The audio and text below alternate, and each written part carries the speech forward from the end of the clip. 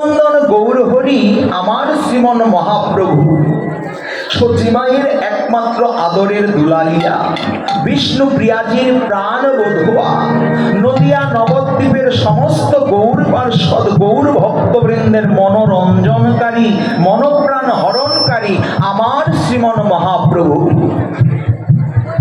আজ তিনি সুরধুনী গঙ্গার তীরে অন্তরঙ্গ ভক্ত সঙ্গে মহাপ্রভু বিনোদ খেলছে, আনন্দে বিভোর হয়েছেন সুরধুনী গঙ্গার তীরে। তো মহাপ্রভু সুরধুনী গঙ্গার তীরে আজ আনন্দে বিভোর হয়েছে। মহাজন বললেন, সুরধুনী, সুরধুনী মানে কি গো? সুরধুনী মানে কি? সুরধুনী মানে হচ্ছেন গঙ্গা, তাই তো? সুরধুনী মানে হচ্ছেন গঙ্গা। তাহলে এই জগতে সুরধুনী গঙ্গা কত প্রকার? এই জগতে সুরধুনী গঙ্গা হচ্ছেন 3 প্রকার। এই জগতে সুরধুনী গঙ্গা হচ্ছেন 3 প্রকার। একটি হচ্ছেন গুপ্ত গঙ্গা, একটি হচ্ছেন মুক্ত গঙ্গা, আর একটি হচ্ছেন প্রেম গঙ্গা। তাহলে আজ আমার মহাপ্রভু কোন গঙ্গার তীরে দাঁড়িয়ে লীলা বিলাস করছেন? যদি মহাজন বললেন যে জগতে সুরধুনী গঙ্গা 3 প্রকার, 3 প্রকারের 3 গঙ্গার তীরে দাঁড়িয়ে তো আমার গৌরহরি লীলা করছেন না, তাই তো? তাহলে আজ আমার গৌরহরি কোন গঙ্গার তীরে লীলা করছেন? সেই সিদ্ধান্তটাকে আমাদের জানতে হবে। বলছে, বাবা কীর্তনিয়া, আগে তুমি আমাদের একটু ভেঙে বুঝিয়ে দাও, তারপরে না আমি বলবো, আমরা বলবো যে মহাপ্রভু আজ কোন গঙ্গার তীরে দাঁড়িয়ে লীলা করছেন। মহাপ্রভু সুরধুনী গঙ্গার তীরে দাঁড়িয়ে লীলা করেছিলেন একদিন। কোন দিন? নদিয়া নবদ্বীপে যেদিন লীলা করেছিলেন। তো মহাপ্রভু আজও লীলা করছেন। মহাজন পদাবলীতে কলম দিলেন, সুরধুনীর তীরে আজও, মানে সুরধুনী গঙ্গার তীরে আজও আমার গৌরহরি লীলা করছেন, আজও লীলা করছেন। বলছে এই জগতে গঙ্গা হচ্ছে 3 প্রকার, গুপ্ত গঙ্গা, মুক্ত গঙ্গা, প্রেম গঙ্গা। তো গুপ্ত গঙ্গা কাকে বলে? গঙ্গা হচ্ছে আমার শ্রী ভগবানের চরণ মিশ্রিত বাণী। জানেন তো আপনারা গঙ্গার উৎপত্তি কোথা থেকে? মা গঙ্গার উৎপত্তি হয়েছে ভগবানের শ্রীচরণ হতে। ভগবানের শ্রীচরণ হতে মা গঙ্গার উৎপত্তি। ভগবানের চরণ হতে মা গঙ্গা উৎপত্তি হয়ে বয়ে চলেছে, বয়ে চলেছে গঙ্গা, গঙ্গা বয়ে চলেছে। এইদিকে কপিল মুনির আশ্রমে দেবরাজ ইন্দ্র কি করেছে? সগর রাজা অশ্বমেধ যজ্ঞ করবার জন্য একটি ঘোড়ার কপালে জয়পত্র লিখে সেই ঘোড়াটাকে ছেড়েছিলেন। দেবরাজ ইন্দ্র কি করেছেন? সেই ঘোড়াটিকে চুরি করে নিয়ে পাতালে কপিল মুনির আশ্রমে নিয়ে বেঁধে রেখে এলেন। যখন সগর রাজার 60 সহস্র পুত্র, মানে 60,000 পুত্র ওই ঘোড়াটিকে খুঁজতে খুঁজতে কপিল মুনির আশ্রমে আসবে, কপিল মুনির ধ্যান ভঙ্গ হবে, কপিল মুনি অভিশাপ দিবে। অভিশাপে 60 সহস্র পুত্র, মানে 60,000 পুত্র ধ্বংস হয়ে যাবে। তো 60,000 পুত্র, 60 সহস্র পুত্র ধ্বংস হয়ে যাবে। যেই বলা সেই কাজ। কি করলেন দেবরাজ ইন্দ্র? আমার সেই অশ্বমেধ ঘোড়াটিকে কপিল মুনির আশ্রমে নিয়ে বেঁধে রাখে। এদিকে ত্রিভুবন ঘুরে বেড়াচ্ছে, কোথায় তাদের ঘোড়া? ঘুরতে ঘুরতে ঘুরতে ঘুরতে এলেন কোথায়? কপিল মুনির আশ্রমে। এসে দেখছেন কপিল মুনির আশ্রমে ঘোড়াটি বাঁধা রয়েছে। বলছে, এই মুনিবর আমাদের ঘোড়াটি বেঁধে রেখেছে। মুনিবর তখন ধ্যানস্থ হয়েছিলেন, ধ্যান করছেন, কঠিন তপস্যায় মগ্ন। ওই ঘোড়ার জন্য 60 সহস্র পুত্র কি করলেন? মুনিবরের ধ্যান ভঙ্গ করলেন। যেই না ধ্যান ভঙ্গ হয়েছে, সঙ্গে সঙ্গে ক্রোধে ক্রোধান্বিত হয়ে সে কি করলেন? ক্রোধে ক্রোধান্বিত হয়ে অভিশাপ দিলেন, তোমরা এই মুহূর্তে আগুনে ভস্মীভূত হয়ে যাও।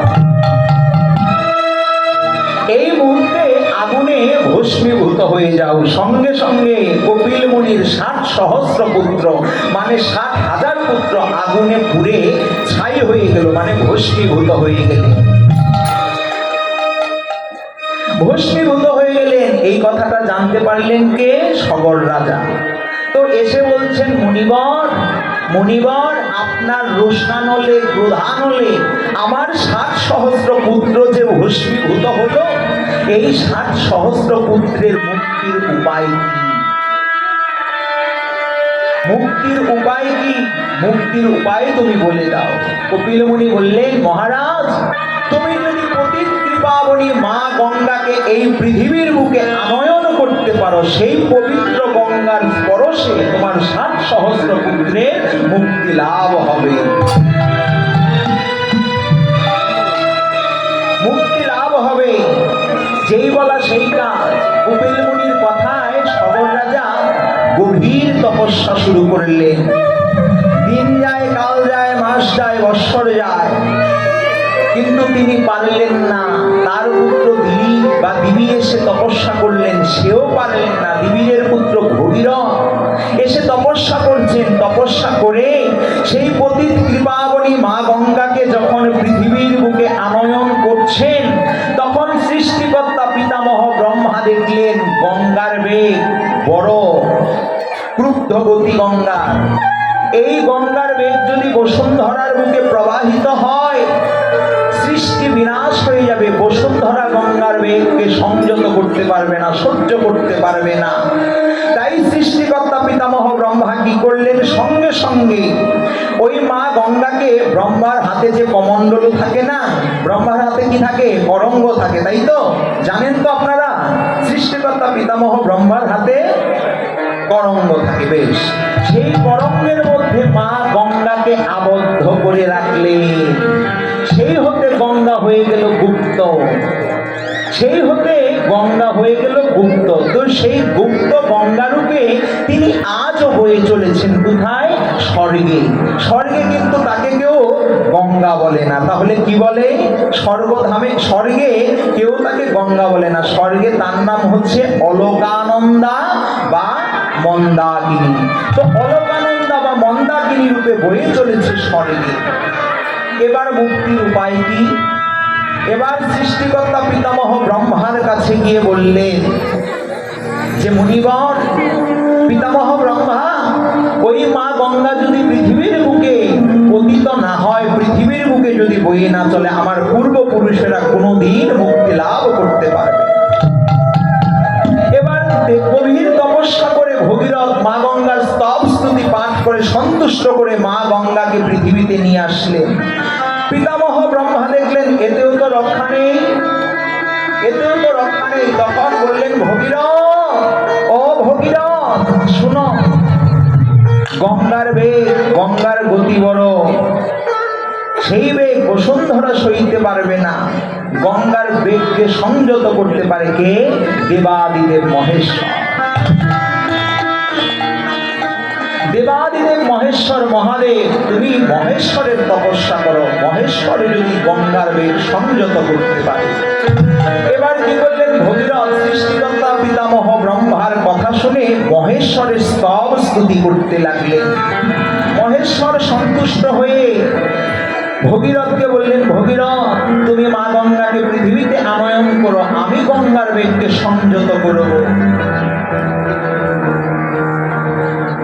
তো গঙ্গার বেগকে সংযত করব। তো কি করলেন? যখন মা গঙ্গা ভগীরথের দেখানো পথ ধরে নাচতে নাচতে নেমে আসলেন এই পৃথিবীর বুকে, সেই পথে দাঁড়িয়ে মহেশ্বর কি করলেন? মহেশ্বরের মাথায় যে জটা থাকে, সেই জটাকে জালের মতো করে বিছিয়ে রাখলেন। মা গঙ্গা নাচতে নাচতে এসে মহাদেবের সেই জটার জালে জড়িয়ে গেলেন। আর সেখান থেকে ছুটতে পারছেন না, আর সেখান থেকে ছুটতে পারছেন না। মা গঙ্গা আবদ্ধ হলেন কোথায়? মহেশ্বরের মস্তকে, মহেশ্বরের মাথায়। বলছে, প্রভু, তুমি যদি মা গঙ্গাকে না ছাড়ো, তাহলে তোমার পূর্বপুরুষকেও উদ্ধার হবে না। তুমি মা গঙ্গাকে তোমার জটা জাল থেকে মুক্ত করো, জটার জাল থেকে মুক্ত করো। সঙ্গে সঙ্গে মহেশ্বর কি করলেন? ধীরে ধীরে করে মা গঙ্গাকে সেখান থেকে মুক্ত করতে লাগলেন। সেই থেকে গঙ্গার নাম হলো মুক্ত গঙ্গা। তাহলে আমরা কি জানলাম? গুপ্ত গঙ্গা আর মুক্ত গঙ্গা। আরেকটি কি বলেছিলাম? কি গঙ্গা আরেকটি? প্রেম গঙ্গা। বেশ, দিয়ে কীর্তন শুনছেন। তো প্রেম গঙ্গা কাকে বলে? বলে এই জগতে প্রেম গঙ্গা কাকে বলে? আজ আমার মহাপ্রভু লীলা করছে। মহাজন বলে অদ্যবধি সেই লীলা করে গোড়ারায়। আবার কোন ভাগ্যবানে তাহা দেখিবার অদ্যবধি সেই লীলা করে গোড়ারায়, কোন ভাগ্যবানে তাহা দেখিবারে উপায়। আজ আমার মহাপ্রভু লীলা করছেন কোন গঙ্গার তীরে? বলে প্রেম গঙ্গার তীরে। প্রেম গঙ্গাটা কি? ভগবান বললেন যে ওহে কলির জীব, এই জগতে সবচেয়ে পবিত্র গঙ্গা আমি তোমাদের সাথে দিয়ে দিয়েছি। গঙ্গা আমাদের সাথেই তো দিয়ে দিয়েছে। ভগবান বললেন কিভাবে? যখন কোন ভক্ত কৃষ্ণ নামানন্দে প্রেমানন্দে আত্মবিভোর হবে। আচ্ছা ভাই, সাউন্ডটা আরেকটু ক্লিয়ার করেন, আরেকটু বাড়বে সাউন্ডটা, কষ্ট হচ্ছে গাইতে। তো নামানন্দে প্রেমানন্দে যখন ভক্ত আত্মবিভোর হবে, বিভোর হয়ে যখন তাদের নয়ন থেকে অশ্রু বিগলিত হবে,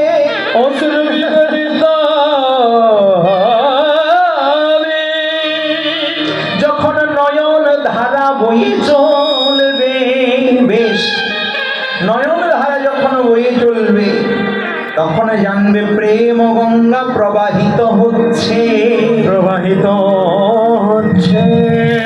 প্রেম গঙ্গা অদ্যবধি সেই লীলা করে গোড়ারায়, কোন ভাগ্যবানে তাহা দেখিবারে উপায়। সেই খেলাই খেলছেন আমার মহাপ্রভু আমাদের নয়ন সম্মুখে, কিন্তু আমরা দেখতে পাচ্ছি না কেন? বলে গুরুচরণ আশ্রয় করে, গুরুচরণ হৃদয়ে ধারণ করে, গুরুদেবের বীজ মন্ত্র অন্তরে অন্তরে শ্বাস প্রশ্বাসে গুরু মন্ত্র জপ করে আমাদের হৃদয় অঙ্গম করে আমাদের কি করতে হবে? হৃদয়টাকে কর্ষণ করতে হবে, আজ্ঞা চক্রকে জাগ্রত করতে হবে। যখন তোমার গুরু প্রদত্ত নাম জপ করতে করতে তোমার আজ্ঞা চক্র জাগ্রত হবে, জাগরিত হবে, তখন তুমি তোমার আজ্ঞা চক্রের মধ্যে বিন্দু দর্শন করবে। তখন তুমি সেখানে তোমার ভগবান, তোমার ইষ্টকে, তুমি যাকেই ভজনা করো না কেন, তুমি তোমার ইষ্টকে দর্শন করতে পারবে। তাই মহাপ্রভু আজও লীলা করছেন কোথায়? প্রেম গঙ্গার তীরে। তাই তো বলছেন মহাপ্রভু গৌর হরি আমার আজ খেলা খেলছেন। কোথায় খেলছেন? সুরধনির তীরে। কি খেলছেন? আসুন আমরা আস্বাদন করি। মহাজন পদাবলিতে কলম দিলেন, কিবা খেলো এবি নদ খেলা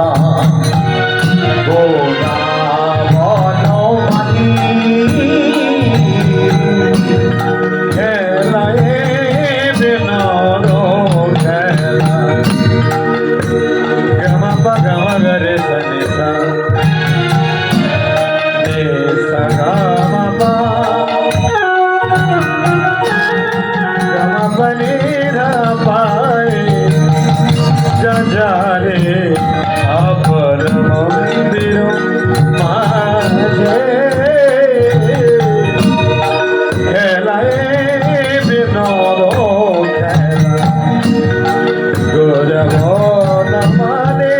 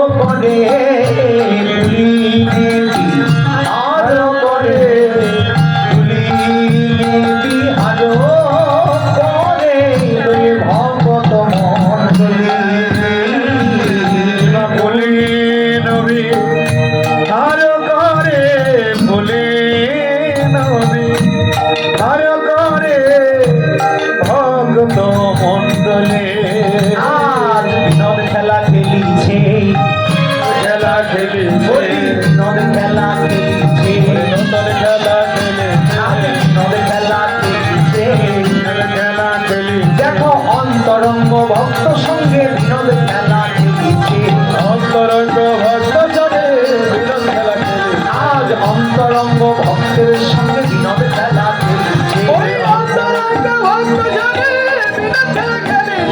সুরধরির তীরে আজ বিনোদ খেলা খেলি অন্তরঙ্গ ভক্তের সঙ্গে বিনোদ খেলা খেলছে আপিহারি গৌর হরি অন্তরঙ্গ ভগদলয়ে আপিহারি গৌর হরি অন্তরঙ্গ ভগদলয়ে আপিহারি গৌর হরি অন্তরঙ্গ ভক্তলয়ে যে হরি গৌর হরি বিনোদ খেলা খেলিছে হাজার করে ভক্ত মণ্ডলী রে ভক্ত মণ্ডলী মহাজন পদাবলিতে কি সুন্দর কলম দিলেন, খেলয়ে বিনোদ খেলা। মহাপ্রভু খেলছেন কিসের খেলা? খেলয়ে বিনোদ খেলা। বিনোদ কথার অর্থ কি বাবা? হ্যাঁ, বিনোদ কথার অর্থ কি? সব সময় আপনারা কীর্তন শ্রবণ করেন, কীর্তন ভুলে গেলে চলবে না, অন্তরে অন্তরে আত্মস্থ করতে হবে, হৃদয়ঙ্গম করতে হবে, মানসে লীলা দর্শন করতে হবে, তবেই না কীর্তন শোনা সার্থক হবে। যতক্ষণ আপনি মানসে না লীলা দর্শন করতে পারবেন, নয়ন সম্মুখে যতক্ষণ লীলা দর্শন না করতে পারবেন, ততক্ষণ কীর্তন শোনা সার্থক হবে না। কি বলছেন? খেলয়ে বিনোদ খেলা। বিনোদ, বি শব্দের অর্থ হচ্ছে বিশেষ, আর নোদ শব্দের কথার অর্থ হচ্ছে আনন্দ। তাহলে বিশেষ আনন্দ।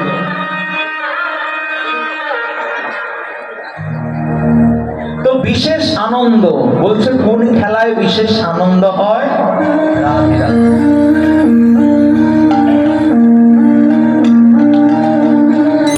বলছে কোন খেলায় বিশেষ আনন্দ হয়?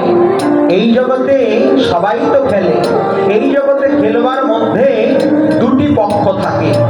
আচ্ছা, একা একা কি খেলা যায়? জাগতিক খেলা একা একা খেলা যায় না। বলছে এই জগতে খেলার মধ্যে দুটি দল থাকে, এক পক্ষ হারে, আবার আরেক পক্ষ জয়লাভ করে। যারা জয়লাভ করে তারা বড় আনন্দ পায়, আবার যারা হেরে যায় তারা দুঃখ প্রকাশ করে, তাই না? যে আমরা হেরে গিয়েছি, আমাদের মনে বড় কষ্ট হয়েছে। কিন্তু প্রাকৃত জগতের খেলার সঙ্গে আমার মহাপ্রভুর খেলার কোনো মিল নেই। কেন? আজ গৌর হরি খেলছেন, কি খেলছেন? বিনোদ খেলছেন। বি কথার অর্থ বিশেষ, নোদ কথার অর্থ মানে আনন্দ, যে খেলায় বিশেষ আনন্দ হয়। তো প্রভু আমার বৃন্দাবনেও খেলেছিলেন, আবার তিনি আবার নদিয়া নবদ্বীপে এসেও সেই খেলাই খেলছেন। তো বৃন্দাবনে খেলেছিলেন, আবার নদিয়া নবদ্বীপেও খেলছেন আমার মহাপ্রভু। তো বৃন্দাবনের খেলার সাথে এই নদিয়া নবদ্বীপের খেলার কিন্তু পার্থক্য রয়েছে। কি পার্থক্য? বলছে আগে আমাদের দেখতে হবে যে বৃন্দাবনের খেলাটা কেমন, নাকি না দেখলে আমরা বুঝবো কি করে, না জানলে বলবো কি করে? আগে আমাদের জানতে হবে যে বৃন্দাবনের খেলাটা কি আর নবদ্বীপের খেলাটা কি। বলি বৃন্দাবনের খেলা হলো, বৃন্দাবনের খেলা হলো গোষ্ঠোপচারণ, আবার নবদ্বীপের খেলা হলি নাম সংকীর্তন।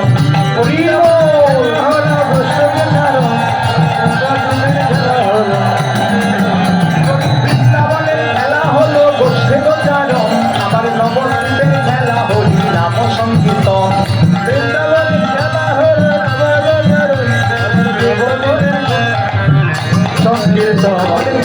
বৃন্দাবনের খেলা হলো গোষ্ঠে গোচারণ, আর নবদ্বীপের খেলা হচ্ছে হরিনাম ও সংকীর্তন। তাহলে বোঝা গেল।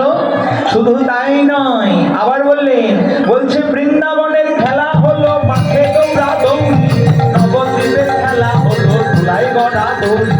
বৃন্দাবনের খেলা হলো মাঠে দৌড়া দৌড়ি, নবদ্বীপের খেলা হলো মাঠে গড়া দৌড়ি। আরে বৃন্দাবনের খেলা হলো মাঠে দৌড়া দৌড়ি, নবদ্বীপের খেলা হলো ধুলাই গড়া দৌড়ি। বৃন্দাবনের খেলা হলো মাঠে দৌড়া দৌড়ি, নবদ্বীপের খেলা হলো ধুলাই গড়া দৌড়ি। বৃন্দাবনের খেলা হলো মাঠে দৌড়া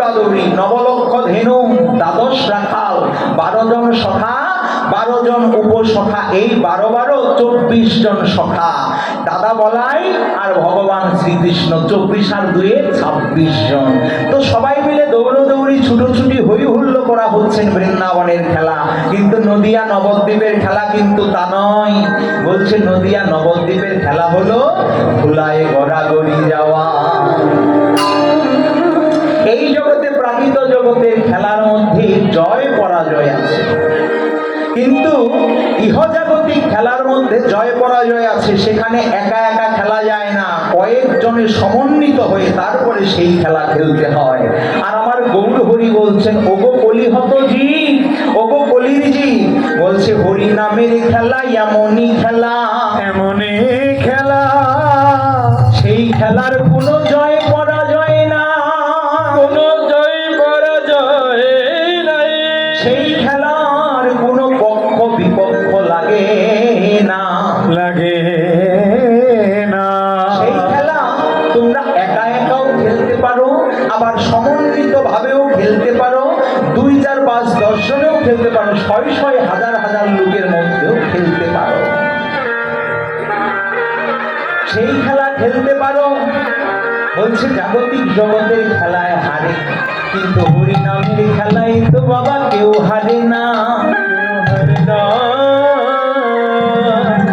হরিনামের খেলায় কেউ হারে না, কেউ হারে না। হরিনামের খেলায় এমনই এক বিশেষ গুণ। মহাজন বললেন, বলি এ খেলায় কেউ হারে না, সবাই